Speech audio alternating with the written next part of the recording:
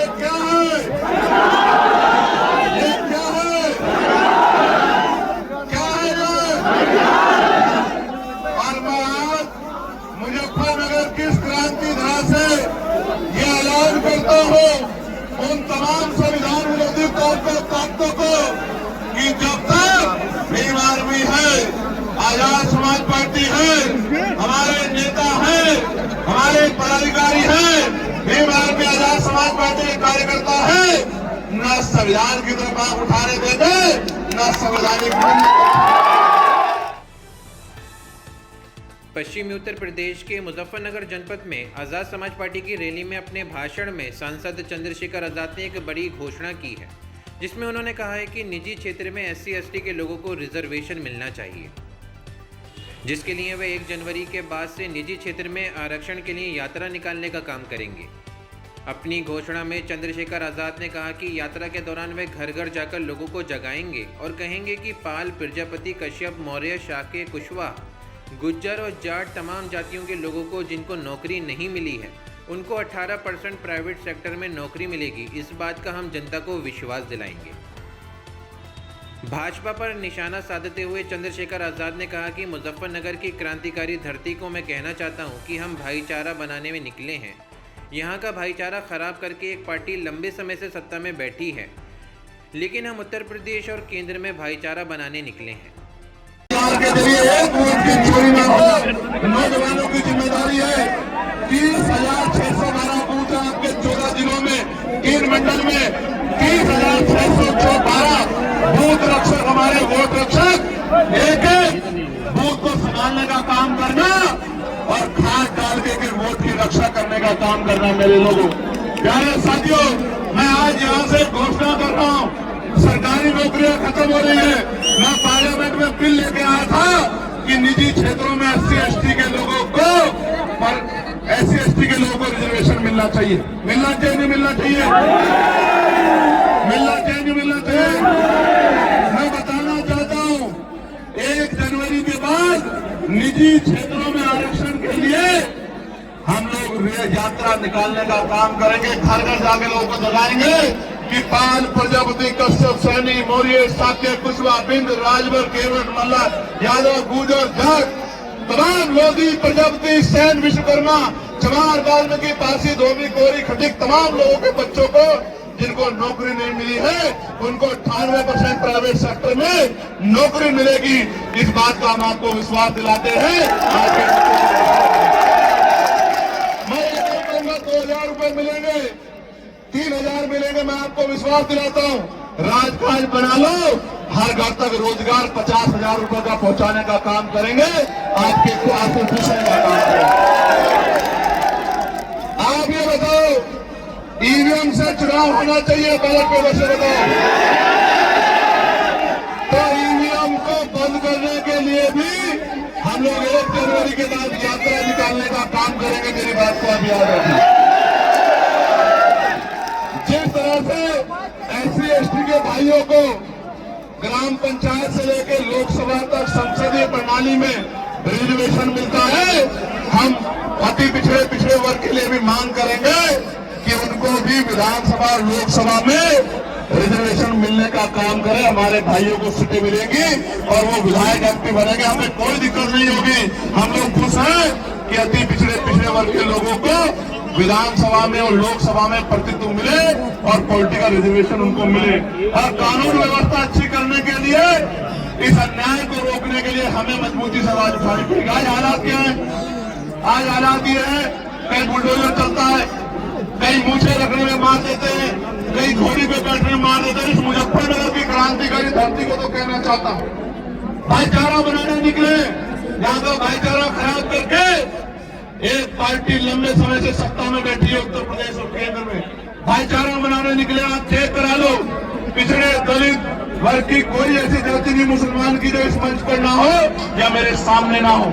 यहाँ पाल भी है, प्रजापति भी है, कश्यप भी है, राजभर भी है, बिंद भी है, शाक्य भी है, सैनी भी है, जाट भी है, गुजर भी है, तमाम शेड्यूल कास्ट की जाति है, मुस्लिम भाईचारा भी है।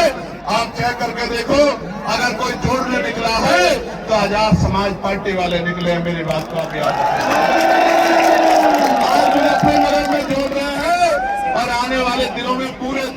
भाईचारा बना के जोड़ने का काम करेंगे। इस भाईचारे को टूटने नहीं देंगे, क्योंकि भाईचारे से नुकसान, टूटने से नुकसान हमारा हुआ और फायदा उनका हुआ।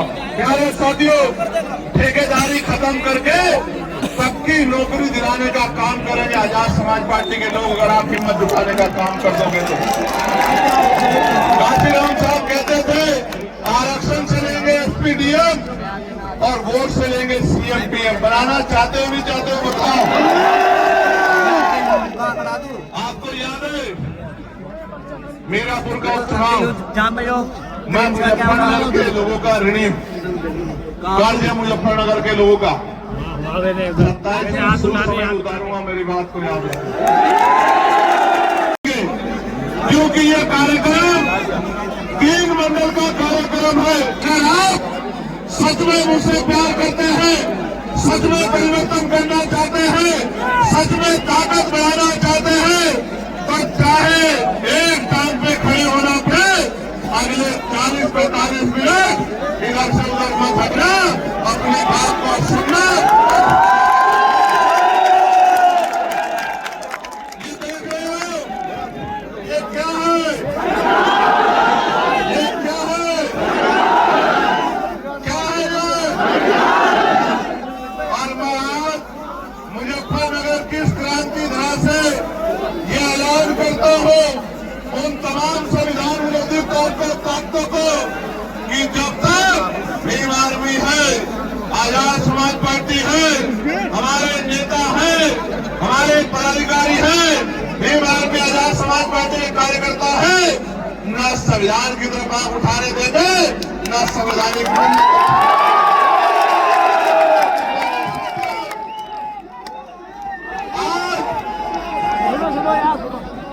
आज इस मुजफ्फरनगर की धरती पर ये जो ऐतिहासिक जन सैलाब आया है, ये चेतावनी है दिल्ली और लखनऊ में बैठी सरकारों को कि आप श्याम दाम दंड वैध यूज करके हमारा मनोबल गिराने की कोशिश कर सकते हो, लेकिन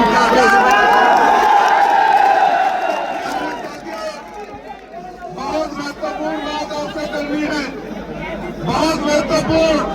और एक एक बात आपके माध्यम से आज जी तक जाएगी, उसको रात को नींद नहीं आएगी। मेरी बात को सर्वप्रथम तो मैं उन तमाम संतों, गुरुओं, महापुरुषों को नमन करता हूँ जिन गुरुओं, संतों, महापुरुषों ने अपने जीवन का एक एक पल लगा दिया इस भारत में समता मूलक समाज बनाने के लिए। मेरे भाइयों बहनों, आज जब आप घर से निकले, मैं माफी चाहता हूं आपसे।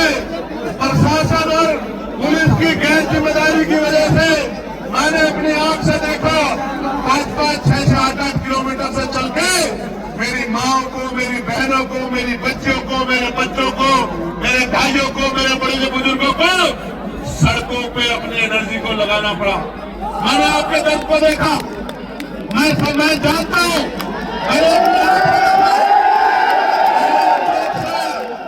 इधर अलमासपुर वाली साइड से जहां जहां तक निगाह जाती थी, ये नीले झंडे वाले आजाद समाज पार्टी के लोगों का जनसैलाब। मैंने अपनी आंख से देखा कि मैं तो गाड़ी में आया, लेकिन मेरी बहनें, मेरी माएं, मेरे नौजवान साथी, बड़े बुजुर्ग कंधे पे नीला झंडा लेके और हल्के हल्के पैरों से 1-1 घंटे में यहां पहुंचे होंगे। चिंता मत करो, आपकी मेहनत खराब नहीं जाएगी मेरे भाइयों। आज की आपकी मेहनत एक नया सूर्य निकालने का काम पश्चिम उत्तर प्रदेश में करेगी और रोशनी पूर्वांचल तक जाएगी और दिल्ली तक जाएगी। मेरी बात को आप याद रखिए। महत्वपूर्ण दिन है, संविधान दिवस है, संविधान दिवस। और याद करो, संविधान से पहले अपनी जिंदगी और संविधान के बाद की आज की अपनी जिंदगी महसूस करो। अगर संविधान नहीं होता तो क्या इस प्राइमरी स्कूल के मास्टर लोकसभा का मेंबर बन पाएगा? बताओ। महत्वपूर्ण दिन है, इस दिवस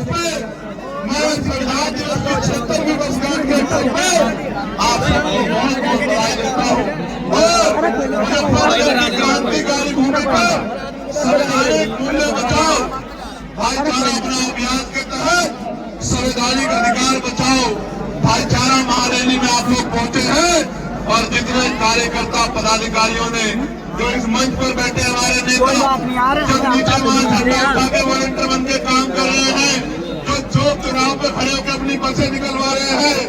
आज आपने मेरे ऊपर जो ऋण रखा है जो कर चढ़ाया है मैं चंद्रशेखर आजाद अपने पूरे आंदोलन की तरफ से अपने नेताओं की तरफ से आपसे वादा करता हूं जहां आपका पसीना पड़ेगा हमारा खून वहां पड़ेगा।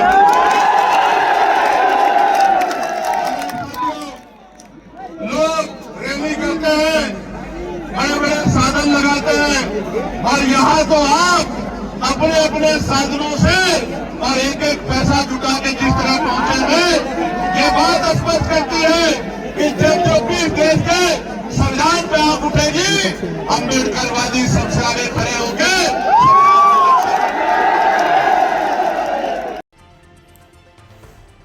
आपको बता दें कि आज आज़ाद समाज पार्टी की इस रैली में पूर्व विधायक और लोकदल नेता शाहनवाज राणा ने भी मंच से आज़ाद समाज पार्टी की सदस्यता ग्रहण की है, जिसमें उन्होंने लोकदल को छोड़कर कहा कि लंबे समय से वे दूर इसलिए हैं कि उन्हें अवसर नहीं मिल पाया, इसलिए कोई ना कोई प्लेटफॉर्म चाहिए था। पार्टी का संदेश जो है, जो आज की रैली हुई, मैं समझता हूँ पार्टी के कार्यकर्ताओं में भी अच्छा संदेश है और पूरे प्रदेश में अच्छा संदेश है।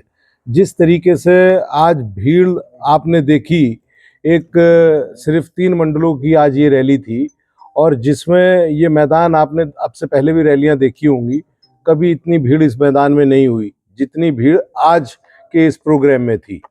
और मैं समझता हूं कि इसका संदेश बहुत अच्छा पूरे प्रदेश में जाएगा और आने वाले टाइम में दूसरे मंडलों में भी इसी तरीके की रैलियों का प्रोग्राम बनाया जा रहा है और जल्दी ही जो है दूसरे मंडलों में भी इस तरीके की रैलियां की जाएंगी। अच्छा विधायक जी, आप बहुत लंबे समय से राजनीति से दूर रहे, अब फिर दोबारा राजनीति में आसपास आ गए, तो क्या रुख है अब? नहीं, बहुत लंबे समय से दूर ये है कि अवसर नहीं मिल पाया।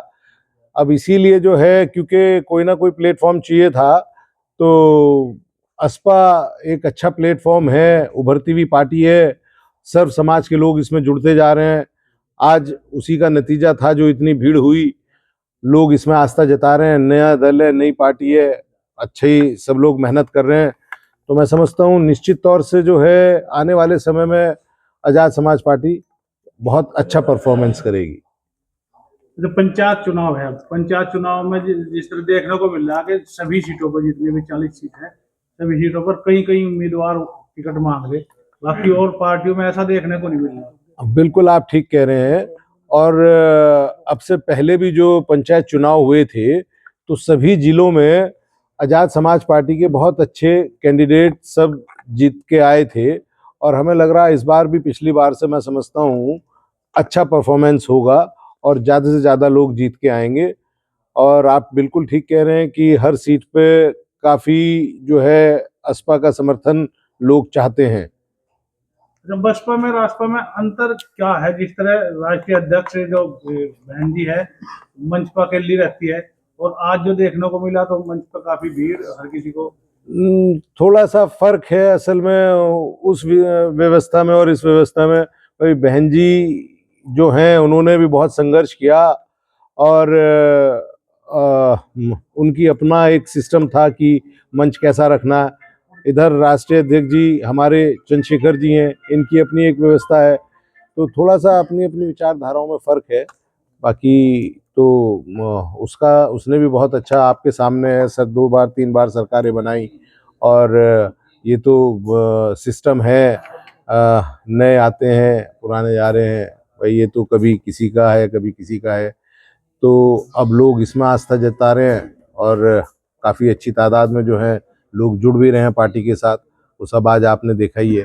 ये समझ जिस तरह दावा किया जा रहा था कि जो लखनऊ में बहन जी की रैली हुई थी उससे भी बड़ी रैली मुजफ्फरनगर में होने जा रही है। मुजफ्फरनगर के हिसाब से मैं समझता हूँ बहुत अच्छी बहुत बड़ी रैली हुई है और ये मैदान मैं समझता हूँ आपने इससे पहले भी इसमें रैलियां देखी होंगी, जिस तरीके से आज खचाखच भरा हुआ था, मेरे ख्याल से ऐसा बहुत कम एक आधा कोई प्रोग्राम आपने देखा होगा। मेरे तो याद में नहीं है कि कोई ऐसा प्रोग्राम हुआ है। बहुत अच्छा, बहुत शानदार प्रोग्राम आज का हुआ है।